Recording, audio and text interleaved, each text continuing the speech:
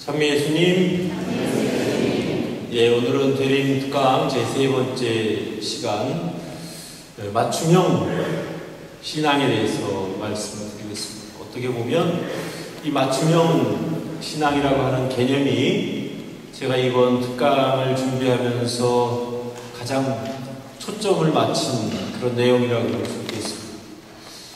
지난 시간에 참석하지 못한 분들을 위해서 간단하게 지난 시간에 무슨 말을 했는지를 두 줄로 요약을 하자면, 사람은 누구나 어떻게 살았으면 좋겠다, 이렇게 살아봤으면 좋겠다, 그런 나름대로의 어떤 삶에 대한 자기가 꿈꾸는 그런 모습이 있습니다. 그러나 실제로 나는 그렇게 살고 있지는 못하지만 그러나 끊임없이 그렇게 살기 위해서 꿈을 꾸고 있죠. 신앙도 마찬가지입니다. 우리가 나도 누구처럼 좀 신앙생활 좀 열심히 해봤으면 좋겠다 그런 생각이 드는데, 과연 어떤 것이 참다운 신앙일까, 거기에 대해서 말씀을 드렸습니다. 오늘은 제가 맞춤형 신앙에 대해서 말씀을 드렸는데, 그래서 많이 들어본 것 같지 않아요? 맞춤형 과외, 맞춤형 줄기세포, 맞춤형.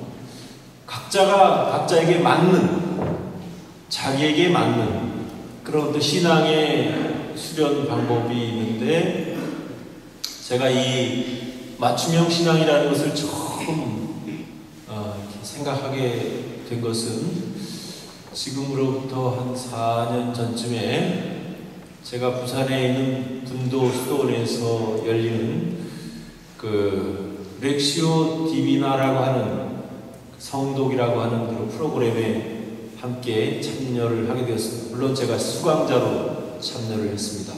4박 5일의 기간 동안이었는데, 거기에 참여하신 분들은 신자분들도 있고 개신교 목사님도 계시고 거기 장로님도 한 분 계셨고, 또 물론 우리 신부들도 5-6명 같이 참석을 했었고, 또 수녀님들도 몇 분 계셨습니다. 그래서 어떻게 보면 그 4박 5일의 연수, 그게 참 좋은 그런 거였는데, 잠깐 렉시오 디비나라는 것에 대해서 소개를 하자면, 옛날에 그 이집트의 사막에 많은 은수자들이 살았습니다. 그들 중에는 또 훌륭한 분들도 많이 있고, 그래서 아빠라고 부르는데, 아빠. 그래서 그 수도자들이 이렇게 하는데, 그때는 일단 종이가 많지 않았기 때문에 성경도 풍부하지 못했고, 성경책도 쉽게 구할 수 없었고, 두 번째로는 지금처럼 배운 게 많지가 않았어요. 그러다 보니까 방법 중에 하나로, 수행 방법의 하나로서 하루 종일 성서구절 하나를 놓고서 계속 되뇌이는 겁니다. 소리를 내던 아니면 속으로 생각하던. 혼자 있을 때는 중얼거려도 좋겠고, 남들과 같이 있을 때는 속으로 생각하면 좋겠죠. 예를 들어서 너희는 원수를 사랑하여라, 그런 이제 구절을 외우기 시작하면 하루 종일 그거에 대해서 생각하고 묵상하고 입으로 되뇌이고, 그 저녁이 되면 1시간 정도 성체 앞에서 이렇게 숨을 복식 호흡을 하면서 숨을 몰아쉬고 숨을 내쉬면서 원수를 들이쉬면서 사랑하라, 원수를 사랑하라. 아마 향신 기도에서 하는 방법이랑 비슷한 방법일 것 같은데, 어쨌든지 그런 방법인데 참 마음에 평화도 주고, 또 평상시에 성경을 보면서 미처 깨닫지 못했던 것들이 깨닫게 됩니다. 그래, 이 성서구절이 이런 거였구나. 그리고 또 중요한 것은 그 성서구절이 평상시에는 아무런 의미 없이 덧없이 그거 참 좋은 말이네, 그렇게 생각했던 그 성서구절이 어느 날 하느님이 나에게 직접 들려주시는 말씀으로 그렇게 생생하게 들려옵니다.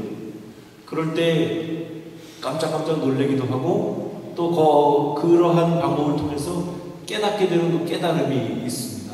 그래서 참 좋은 방법이라고 생각을 했는데, 그래서 거기에 참여했던 교우들도 참 좋아했습니다.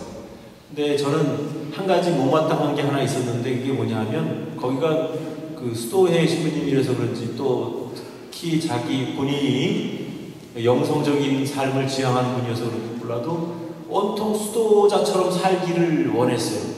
그래서 4박 5일 동안 수도자처럼 이렇게 사는데, 물론 저희들이야 뭐 평상시에도 성모일도 하고 아침에 일어나면 기도하고 저녁에 자기 전에 기도하고 그랬는데, 어쨌든지 분위기가 너무 수도원 분위기로 이렇게 끌려가는 거예요.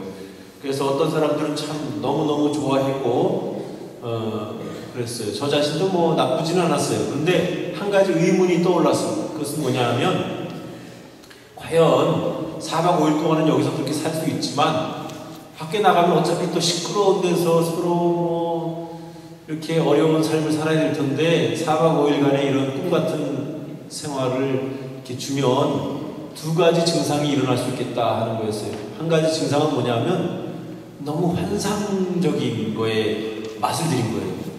그런 사람은 어떻게 되냐면 현실에 오면 적응이 안 될 수 있어요. 자꾸만 거기만 가고 싶은 거예요. 거긴 천국 같고 내가 살고 있는 삶은 지옥같이 느껴지는 거예요. 아우, 그러니까 또 거길 가고 싶고, 일종의 무슨 이렇게 마약에 중독되듯이 그런 환상적인 거에 중독이 되는 거예요. 그래서 평상시의 삶에 대해서는 재미가 없어. 염세적이 되는 거예요. 염세적. 그런 사람이 있는가 하면 또 어떤 사람은 그렇게 사는 모습을 보면서 자포자기하는 거예요. 자괴감이 드는 거예요. 야, 세상에 이렇게 거룩하게 이렇게 아름답게 사는 사람들도 있는데 나는 여태까지 뭐하고 살았나. 이렇게 엉터리로, 이렇게 죄인으로 이렇게 삶을 살았으니까 이 얼마나 죄송스러울까. 저건 나하고는 너무 거리가 멀어. 아예 포기를 해버리는 거예요. 그래서 그런 두 가지 모습들을 보면서 아니다. 신앙은 어떤 면에서 보면 내가 발을 딛고 살고 있는 현실 속에서 이루어져야지, 환상을 띄워줘도 안 되고, 또 나하고 너무 거리가 멀기 때문에 신앙은 신앙이고 교회에서 가르치는 건 가르치는 거고 나는 모르겠다. 나는 내 길을 갈랜다. 그렇게 포기해버리게 만들어서도 안 되겠다. 그런 생각을 했어요. 그래서 거기서 생각해낸 게, 각자에게 필요한 맞춤형 신앙을 좀 사람들에게 이야기해 줘야 되겠다. 그런 생각을 했습니다. 때에 따라서 어떤 데 보면 아주 훌륭한 그 피정 전문가, 강사나 또는 이런 사람들 보면 거기 가서 있으면 정말 마음이 무지무지하게 편해집니다. 그리고 마치 내가 지금 당장 천국에 와서 사는 것 같이 그렇게 기분이 아주 좋은 그런 상태에서 생활을 합니다.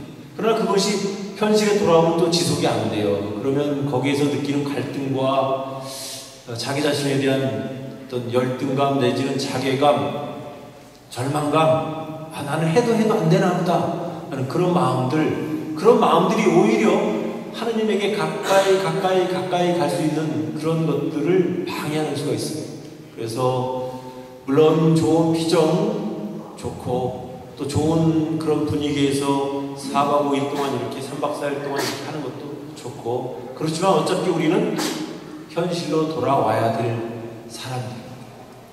예수님께서 거룩한 변모를 보여주실 때에 베드로와 안드레아와 이렇게 제자 3명이 여기 산에 같이 올라갔는데, 너무너무 그게 그 예수님의 거룩한 변모되는 순간에 황홀하니까 베드로가 뭐라 그랬어요?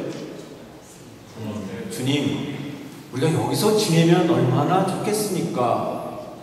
제가 초막셋을 하나 짓겠습니다. 초막 하나는 예수님께, 하나는 엘리야에게, 하나는 모세에게 드리겠습니다. 그때 뭐라 그랬어요? 내려가야 된다 그랬어요. 자, 우리 내려가야 된다. 그래, 어떻게 보면 신앙 안에는 이렇게 신비적이고 환상적인 것도 있지만 또 내 주변을 돌아보면 너무나 지극히 현실적이고, 매일 자고 일어나면 물질적인 그런 걱정도 해야 되고 여러 가지 그런 상황 속에서 살 수밖에 없는 그런 우리들입니다. 그러면 어떻게 할 건가? 내가 맨날 환상을 쫓으면서 살아야 될 건가? 아니면 나는 영 글러먹은 사람인가 보다 하고 자기 스스로에 대해서 포기하고 살아야 될 것인가? 그러나 저는 두 가지 다를 권하고 싶지 않아요. 저는 오히려 현실 속에서 자기가 처한 공동체에서, 자기가 처한 곳에서, 자기가 발레리고 사는 그곳에서, 그 환경 속에서 자기가 신앙인으로서 할 수 있는 것을 찾아서 하면 되는 거예요.